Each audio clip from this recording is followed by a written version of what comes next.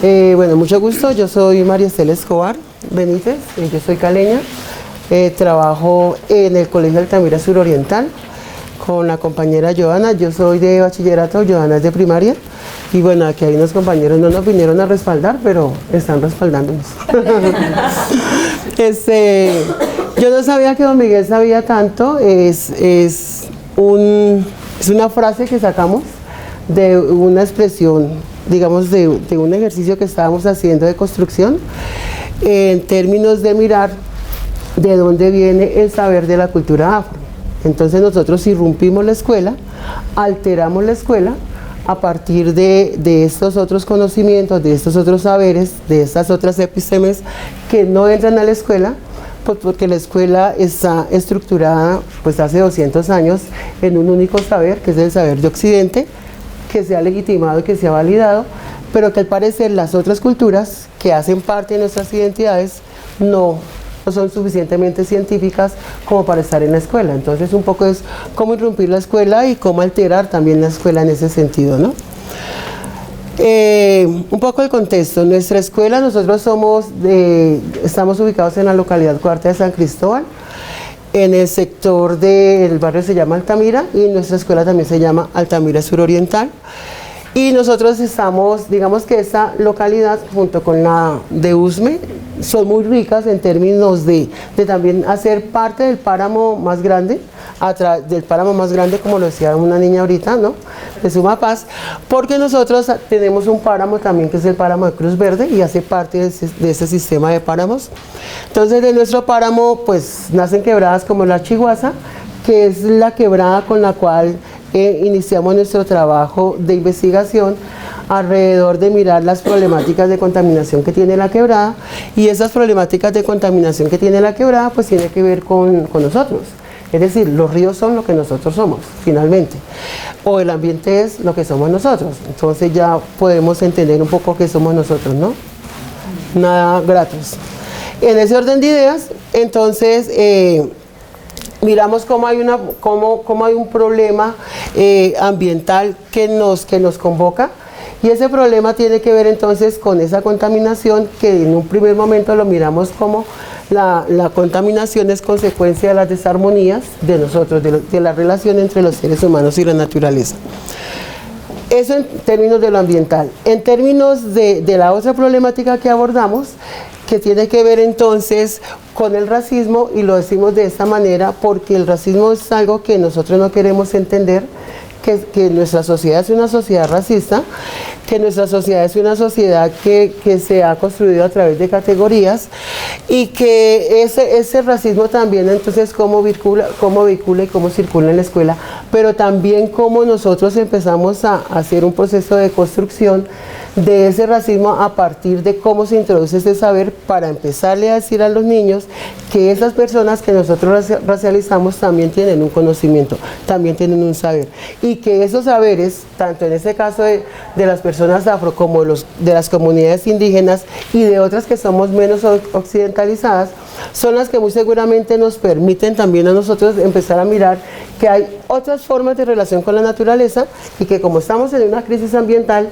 pero también tenemos una crisis social, entonces muy seguramente nos va a tocar acudir a esos otros saberes para poder entonces intentar sostenernos como en la vida misma. Aquí dejamos una expresión que le aconteció a una chiquita de la profe Joana, donde unos niños en ese año estaban en quinto, ¿no? Estaban en quinto, ahorita están en séptimo. Le dijeron a la niña, unos compañeritos, o la niña le dijo a la maestra lo que le habían dicho los niños: profe, desde que estaba en cuarto, Camilo me dice que yo soy hija de un orangután, dice que mi papá es un orangután. Miguel me dijo que cuánto le cobraba el rato que él tenía ganas de estar con una negra. Son expresiones de niños en esa época de cuarto primario. Entonces son cosas muy fuertes que suceden en la escuela, y que los maestros muy seguramente no le damos todo el sentido y la importancia que esto tiene, sobre todo en las construcciones de identidades con niños tan pequeños. Nosotros estamos mirando entonces como dos problemas, ¿no? Por un lado tenemos un problema de crisis ambiental, por otro lado tenemos un problema social, entonces lo ambiental y digamos que lo racial se unen. ¿Y por qué lo unimos? Porque nosotros estamos planteando que desde Occidente a nosotros nos enseñan a relacionarnos de una manera piramidal con la naturaleza, pero también de una manera piramidal entre nosotros como sociedad. Y en este caso entonces, en la pirámide que tenemos aquí un poco a la izquierda, miramos entonces cómo nosotros el conocimiento, que es un solo conocimiento el que se trabaja en la escuela, institucionalizado, entonces estamos hablando de un monosaber, de una monocultura. Esa monocultura lo que ha hecho es entonces empezar a generar esas relaciones jerárquicas que nosotros sostenemos con la naturaleza. Entonces uno empieza a pensar y es, digamos, ¿qué hace el ser humano con el agua? ¿Qué hace el ser humano con los árboles? Cosas tan sencillas. ¿Qué hace el ser humano con el alimento? Ahí empieza una transgresión. ¿Por qué? Porque el ser humano se ha ubicado en la cúspide de la pirámide. Y entonces cuando yo estoy en la cúspide de la pirámide, ¿yo cómo me siento? El más importante. Yo soy el que domino, yo soy ese superior. Entonces yo puedo hacer con lo que está por debajo mío lo que se me antoje. Y lo que se me antoje son los problemas que ahora se han generado. Entonces tenemos los problemas de explotación, de sobreexplotación de la naturaleza, pero también tenemos los problemas de dominio también sobre unos seres humanos sobre otros. Y eso entonces se lo atribuimos a esas rupturas que Occidente hace entre la razón y la emoción. Entonces para Occidente una cosa es pensar y otra cosa es sentir. Y eso es lo que nosotros transmitimos a través de ese conocimiento en la escuela. Pensamos y sentimos no de manera coherente. Entonces por eso actitudes tan sencillas como maltratar a un animalito, eso no me dice nada. O actitudes tan sencillas como transgredir a una persona, eso tampoco me dice nada. ¿Por qué? Porque a veces tenemos demasiada razón, muy poca emoción. Y si eso no está equilibrado, ¿eso qué es lo que hace? Entonces generar, digamos, como todas esas clases de ruptura, que lo único que nos permite es que uno se pare en una situación de privilegios y de poder frente a otros seres de la naturaleza que para él no los tienen. Eso mismo entonces, esto hace entonces que nosotros nos estemos pensando que si bien la Constitución del 91 nos habla de que Colombia es un país multiétnico y pluricultural, eso cómo entra y cómo se concreta en la escuela.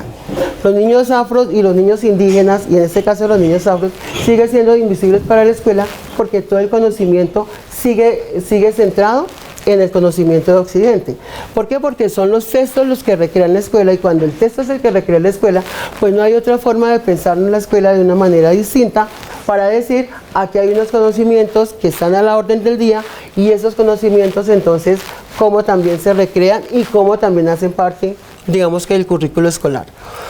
Y en eso de Colombia pluriétnica y multicultural, hace como unos 22 años, aparece en la Cátedra de Estudios Afrocolombianos. Si yo le pregunto a ustedes si ustedes tienen conocimiento de la cátedra, aquí me podrían decir quiénes tienen conocimiento de la Cátedra de Estudios Afrocolombianos. ¿Uno? ¿Dos? ¿Tres? Sabemos que existe, pero no la trabajamos. La pregunta es, ¿pero por qué si es un decreto ley no se trabaja en la escuela? La Cátedra de la Paz entró sencilla, otras cátedras entran sencillas, esta no. La pregunta que uno podría hacerse es ¿por qué? Si se sobreentiende que hace parte de una ley, de la Ley 70, y la Ley 70 surge en el marco de la Constitución del 91. Y dentro de la Ley 70, que es la Ley de Comunidades Negras, de allí se desprende ese decreto que es el 1122. Entonces, una de las razones que podemos decir es ¿por qué? Porque la estructura de esta sociedad, la estructura de este país, es una estructura que está cimentada en una base racista que no se quiere reconocer, pero que ese es uno de los argumentos porque dicen eso no tiene importancia. O sea, ¿para qué eso? Eso solamente sirve para bailar y para jugar. Ellos producen conocimiento, no producen. Pues vamos a demostrarles que no es así. Más adelante. Nos hacemos entonces unas preguntas de investigación con la profe para hacer este ejercicio ya pues de escritura y todo esto. Y son 3 preguntas de investigación entonces que nos hacemos. Por un lado, ¿cuáles son los propósitos que la docente, o sea, que nosotros perseguimos en la enseñanza de los saberes etnobotánicos en las clases de ciencias naturales? Yo soy de ciencias naturales y la profe es doctorada también en ciencias. ¿De qué manera las maestras movilizan estos saberes hacia el espacio y la clase? ¿Y cuáles son los conocimientos y actitudes alternativos que los estudiantes construyen cuando aprenden esos saberes afrocolombianos en el aula de ciencias? Seguimos. Listo, ¿sigues? Bueno, entonces, tenemos unos referentes teóricos y metodológicos. Entonces acá, dentro de los referentes teóricos tenemos por un lado el racismo epistémico. Entonces empezamos a cuestionar, según Grofogel, hay un racismo epistémico en términos de que se niegan esas posibilidades de esos otros saberes. Y se niegan esas posibilidades porque hay unas relaciones de superioridad e inferioridad también en el saber. Entonces, como hay un único conocimiento que se impone, los otros conocimientos no son válidos. El único conocimiento válido ha sido históricamente el de Occidente. Y resulta que Occidente, pues, él absorbe es precisamente de esos otros conocimientos. Y bueno, hay unas cosas allí a través de la historia que se empiezan también a deconstruir mucho ese cuento de que Occidente produjo un conocimiento único, porque desde la filosofía se dice que esas fuentes de ese saber filosófico pues nace en África, en Etiopía, en Egipto, y de ahí es donde absorben los filósofos, todos esos que nosotros trabajamos como si fueran eminentemente griegos. Entonces, hay muchas vainas que son muy interesantes, que lo que permiten es que cuando la escuela se abre a lograr entender qué hay detrás de todos esos conocimientos, empezamos también a hacer una desmitificación de eso que supuestamente nos han dicho, que como que es hermético, que como que no tiene forma de entrar, y que como que ese conocimiento es único, válido y no más. La pregunta que uno se hace es que si uno es maestro, desde su posición también de inteligencia y sabiduría, si uno puede seguir creyendo que estas cosas son así, o si los maestros también estamos para cuestionar precisamente eso que nos han dado, por cierto, por más de 200 años. Entonces, ahí en ese caso, empezamos a mirar cómo desde Grofogel, Soler y Pardo, ellos empiezan a hacer este cuestionamiento de esas relaciones también que se dan en ese tipo de conocimiento. A eso le llamamos racismo epistémico. ¿Por qué? Porque no permite, o sea, porque hay un conocimiento que domina y esos otros no entran, y cuando no entran están al margen, y cuando entran de todas maneras siguen al margen, porque en términos, por ejemplo, las pruebas saber o cualquier otra prueba, pues ahí no están presentes. Trabajamos desde una perspectiva etnográfica porque nos permite también empezar a mirar y a comprender cómo el saber tiene un significado para la gente, y cómo este significado también se recrea en espacios, en lugares. Entonces nosotros hablamos desde la cultura afro, pues hay un saber que también se recrea desde esta cultura. Desde allí entonces empezamos a mirar que este conocimiento también tiene unas categorías que uno las ve en el método científico. Entonces, por ejemplo, y no solamente ese conocimiento, uno pensaría que son todos los conocimientos que tienen también esas mismas categorías. La observación.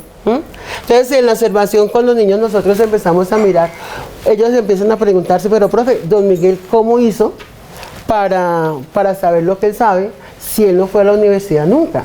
Porque nosotros leemos una entrevista que se le hace a él como de 10 paginitas, los niños la leen, bueno, la trabajamos de muchas formas, y ellos empiezan a descubrir que hay mucho conocimiento ahí, pero que ese señor no fue a la universidad. Entonces ellos dicen, pues que yo no necesito ir a la universidad para saber. Bueno, ese es un saber que se construye a través de los años, es un saber que se construye a través de la observación, pero también es un saber distinto al saber académico. Entonces ahí empezamos con ellos a mirar que hay dos saberes, que hay saberes diferentes. O sea, está el saber de la vida cotidiana, pero está el saber también de ese que se deriva de la relación que él hace con la naturaleza, de cómo don Miguel logra entender cuál es la lógica de la naturaleza y cuáles son las leyes de la naturaleza, distinta a las leyes del mercado y distinta a la lógica instrumental, ¿cierto? Cuando yo hablo de la lógica instrumental estamos hablando de esa lógica que cosifica, ¿cierto? Y que entonces todo lo vuelve todo lo vuelve dinero, todo lo vuelve capital. Entonces, por eso esa relación piramidal también se da en ese marco. Y es decir, como una plantica para mí se me vuelve dinero, pero este animal también es solo dinero, pero usted y yo somos solo dinero, porque si el agua se vende, yo vivo del agua, dependemos del agua, la vida surge en el agua, por lo tanto también me venden. Entonces son muchas conexiones que empezamos a hacer allí como para lograr entender cómo cómo tenemos que romper con esa lógica, porque es la lógica de la cosificación, es la lógica del mercado. Y cómo hay unas leyes que son las leyes de la naturaleza, que son las leyes que nos permiten a nosotros entender que una cosa son las leyes del mercado y otra cosa son las leyes de la naturaleza. Entonces, las leyes del mercado dentro de nuestro saber, ¿qué nos están diciendo? Que yo puedo hacer alteraciones, como las vamos a ver más adelante, yo puedo hacer alteraciones del ciclo de vida de un animal. Entonces, si yo hago alteraciones del ciclo de vida de un animal, ¿eso qué significa? Que ese animalito que a los 5 meses completa su ciclo vital, a los 45 días ya tiene un ciclo que yo le he impuesto, ¿cierto? Como ser humano, para poderlo vender, para que eso me genere mayor rentabilidad. Esas discusiones son las que se desarrollan en las clases de ciencias naturales, en la clase de etnobotánica específicamente, y que nos permiten entonces mirar cómo este conocimiento de nosotros empieza a generar tensión y a cuestionar las ciencias naturales. Porque las ciencias naturales son la base y la estructura pues también de las ciencias sociales, y en ese orden de ideas las ciencias naturales imponen el conocimiento en la escuela. Un poco alrededor del análisis del lenguaje hablado, entonces nos permite también mirar quién dice, quién habla, desde dónde se habla, de qué manera se habla, con qué propósitos. Entonces empezamos a hacer un poco de ese análisis de ese lenguaje que empieza a circular en la clase y que es el lenguaje que los niños nos ponen en este término de las interacciones que hacemos. Posturas metodológicas, entonces para nosotros es muy importante porque digamos que fue un trabajo de colabor. La profe Joana estaba haciendo su postdoctorado en México, iban a hacer una investigación a nivel de unos países, pues como la mentalidad nuestra es indigenista, ¿no? Lo negro no entra, lo indígena sí, pero a veces lo indígena estorba en algunas ocasiones, pero cuando lo negro entra, entonces lo indígena sale a flote. Es una vaina muy chistosa. Pero entonces Joana me dice, pues profe, como vos estás trabajando, venís trabajando con todo ese tema de lo afro, yo quiero llevar esa propuesta por Colombia. Entonces Joana me entrevista, ella pues con México y no con México y Colombia, México con lo indígena, Colombia con lo afro, hacen su investigación. Cuando Joana llega a la escuela, entonces me dice, profe, entonces ¿por qué no hacemos seminarios con los niños? Y ella siempre ha trabajado con quinto, empezamos a hacer seminarios. Entonces en un primer año fue quinto, sexto, que son los que ahora tengo en 11, porque nosotros llevamos todo el ciclo. Después fue quinto y luego ellos estaban en séptimo, después fue quinto y ellos estaban en octavo. Ya en octavo dijeron, no, profe, es que ya estamos como grandes. Entonces, pero trabajamos la clase de etnobotánica juntas. Luego fue al año siguiente con otros que ahorita ya están en séptimo. Entonces hemos venido en estos seminarios y compartimos seminarios juntos, y ahí también hay una cosa muy interesante porque son niños de diferentes edades que compartimos unas clases, unos seminarios, pero cómo nos alimentamos y cómo también empezamos a decirle a la escuela, es que hay otras formas también de organización de la escuela, ¿no? O sea, grandes con pequeños nos juntamos y grandes con pequeños también producimos. Eso también genera unos vínculos entre los niños en términos del conocimiento, pero también en términos de su condición humana. Entonces, bueno, generamos como esa metodología de colabor, que es una de las cosas que nosotros pensamos que hay que potenciar como mucho en estos círculos de investigación. Pasamos. En estos seminarios conjuntos, bueno, pues digamos que también la metodología de colabor ha servido, para romper esas fronteras entre edades, ¿cierto? Los niños de quinto están aquí, los niños de cuarto están acá, los de séptimo bachillerato aparte, sino que podemos hacer seminarios conjuntos donde la colabor también es entre ellos, ¿no? Pero también hay una colabor entre las maestras. Entonces los conocimientos que yo he podido ir construir a lo largo de mi trayectoria, los comparto con mi compañera y mi compañera los conocimientos que tiene a lo largo de su trayectoria los comparte conmigo. Entonces digamos que también ha sido un enriquecimiento mutuo a partir de la práctica misma, ¿no? Entonces hay momentos en los que uno empieza a ver, bueno, mira que lo que hace Estela funciona, yo lo voy a hacer también acá, y lo que hace Joana también funcione y Estela también lo hace. Entonces digamos que ha sido un proceso también de investigación, de colabor, que ha permitido también romper con ese esquema colonial muchas veces, ¿no? En el que van, graban tus clases y construyen, o van, grabas una comunidad, hablas de una problemática, pero bueno, ¿y tú qué regresas? ¿Sí? Entonces vas, tú explicas algo, un fenómeno, un problema, indagas sobre él, pero ese trabajo ético, ¿cierto? Ese trabajo con el otro y junto al otro, no sobre el otro, sino con el otro, cómo se va construyendo y también cómo se va deconstruyendo esa mirada, digamos, jerárquica también en términos de investigación. Hemos elaborado corpus de datos de todos estos años de trabajo. Hemos sido muy juiciosos en la sistematización, en la transcripción de todas las clases, lo que nos ha permitido hacer un análisis del discurso muy fino de qué es lo que los niños construyen en el aula o en esos espacios de trabajo conjunto. Entonces analizamos fragmento por fragmento y vamos evidenciando, mira, están construyendo estos conocimientos, están hablando alrededor de esto, nosotras estamos trabajando sobre estos temas, mira la forma en cómo estamos enseñando. Entonces es una manera también de hacer distante la práctica y empezar a hacer un análisis muy fino sobre lo que estamos haciendo y lo que se está construyendo. Más adelante vamos a mostrar ejemplos. Bueno, ¿por qué analizar el lenguaje hablado? ¿No? El lenguaje es de las capacidades y del nivel de pensamiento más alto que tenemos, y es allí donde estamos de alguna manera objetivando eso que estamos pensando. Entonces, a través del lenguaje hablado es una manera de llegar a entender y llegar a hacer observable de alguna manera el conocimiento que se construye. Hemos escrito también a dos manos, entonces hemos hecho un trabajo también de escritura bien interesante. Ya hay varios artículos que por ahí están circulando, hay iniciativas de escritura de otros, entonces también empieza a haber un trabajo de una línea de investigación junto con otro, ¿no? Que a veces es muy difícil construir colectivos en las instituciones, y digamos que allí también ha sido todo un reto por cuestiones de tiempo, por cuestión de organización, ¿no? Entonces, pues allí también hay un trabajo bien interesante.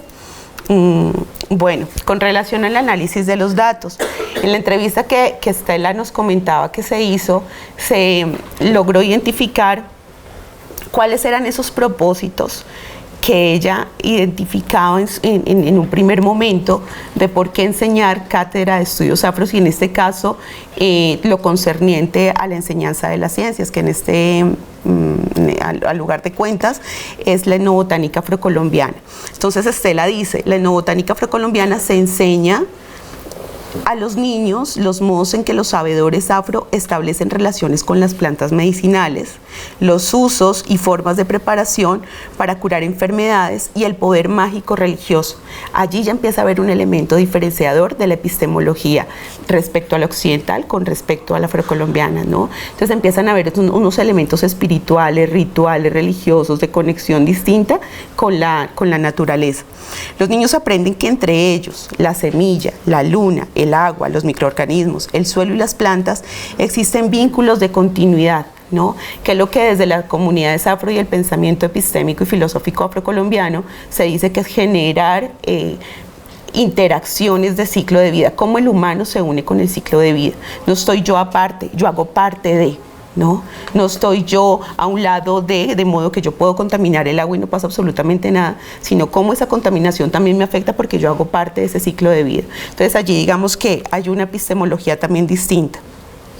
Somos seres diferentes, pero nos complementamos. Entonces allí también es bien interesante porque se empieza a dar valor a todos los seres que compartimos este planeta y la casa común, ¿no?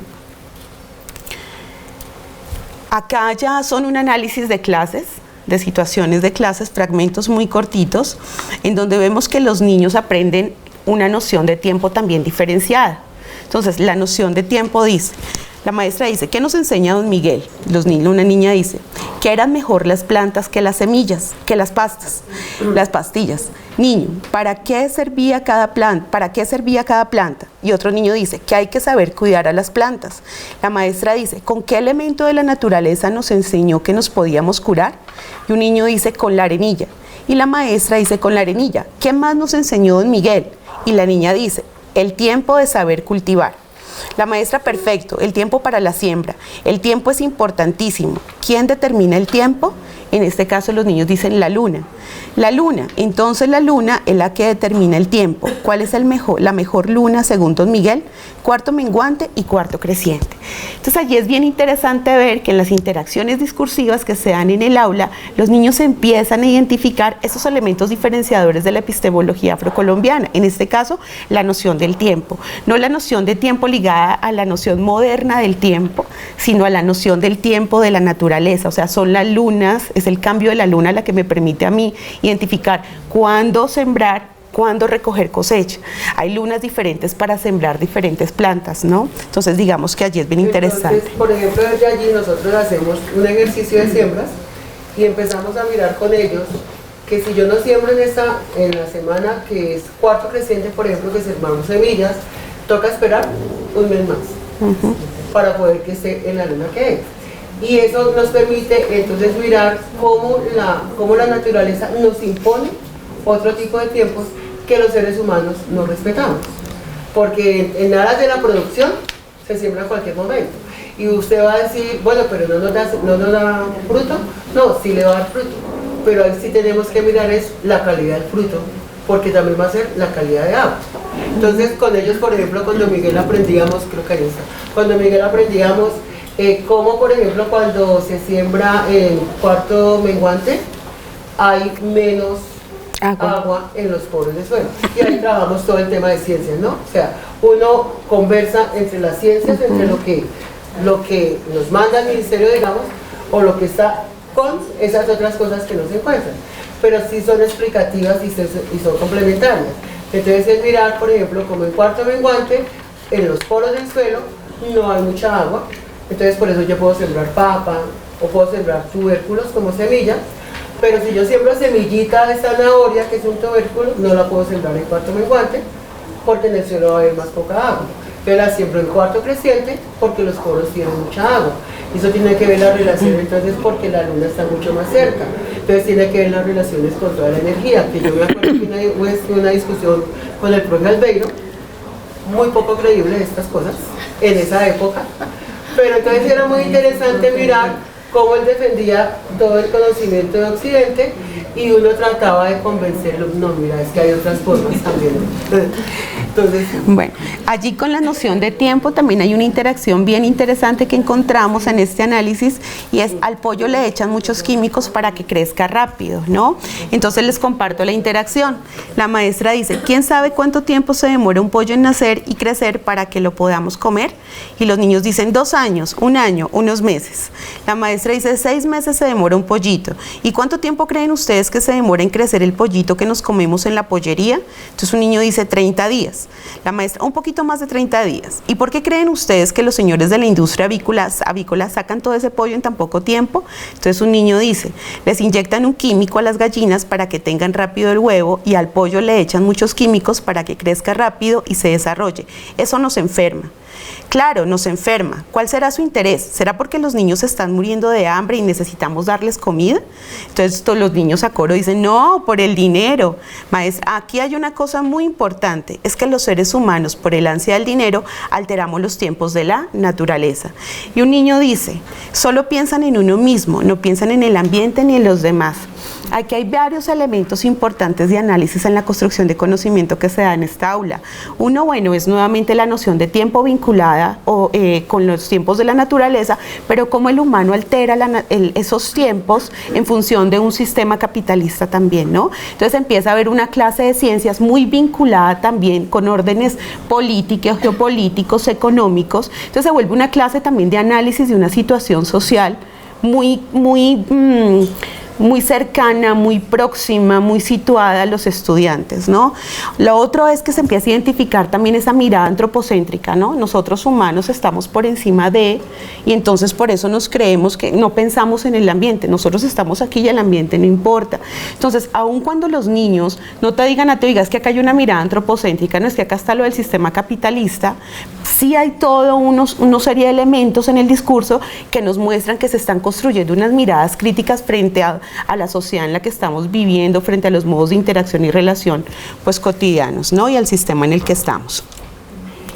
Aquí, por ejemplo, es bien interesante ver otro conocimiento que se construye y ya está más vinculado con esa relación estrecha con la naturaleza, ¿no? O sea, las plantas son seres vivos, pero es que nos escuchan y sienten.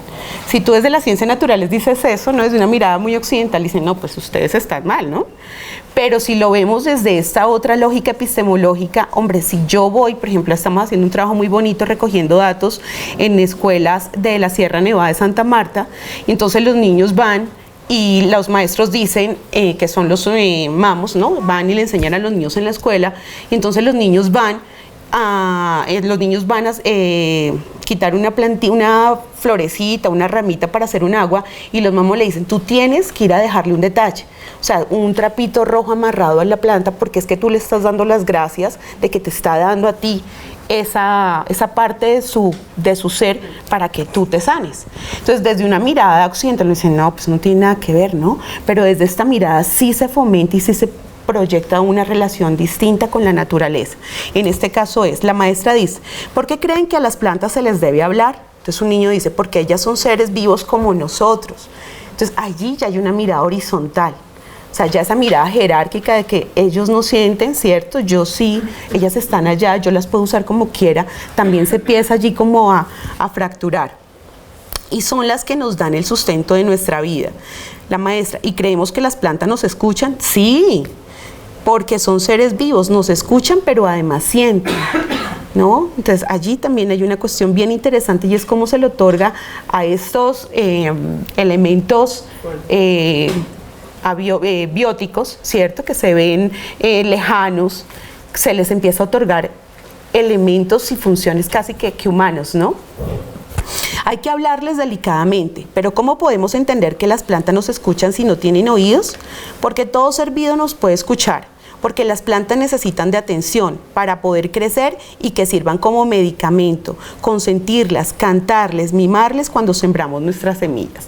Entonces es bien interesante cuando grabábamos las clases ver que los niños bautizaban a las plantas. Entonces les ponían su nombre, pero eso tiene toda una razón de ser, y es que yo cuido a Pepita y no quiero que se muera.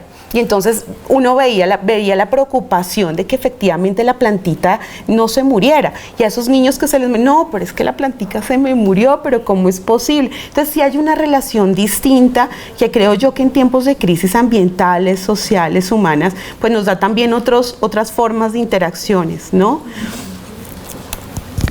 Bueno, derrumbar todos esos mitos que tenemos en nuestras cabezas. Entonces dice la maestra, lo que sabe don Miguel también se llama ciencia, ¿no?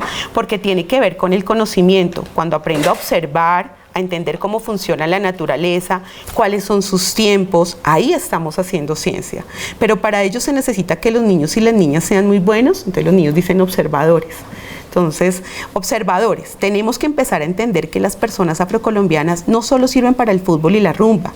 Don Miguel nos enseña que las personas afrocolombianas son y esto es bellísimo, sabias, ¿no? O sea, se empieza a identificar al otro desde su conocimiento, desde un par.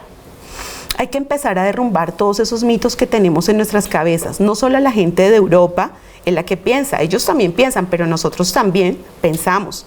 No solo la gente de Europa hace ciencia, nosotros también podemos hacer ciencia. No solo la gente de Europa, Estados Unidos, Japón o de China hacen tecnología, nosotros también podemos hacer tecnología. ¿Quién quiere dar alguna conclusión antes de salir de la sesión?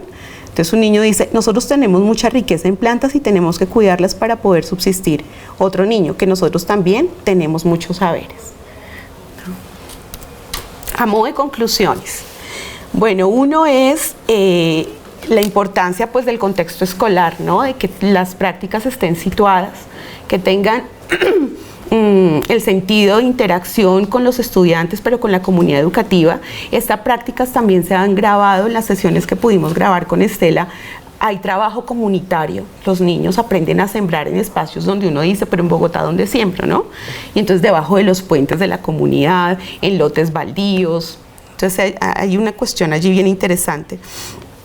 Es importante para los estudiantes, por supuesto, se les da la opción de pensar de otras maneras, de pensar, de ser, de estar, de existir y coexistir juntos y arrapiñados, como dice Bauman.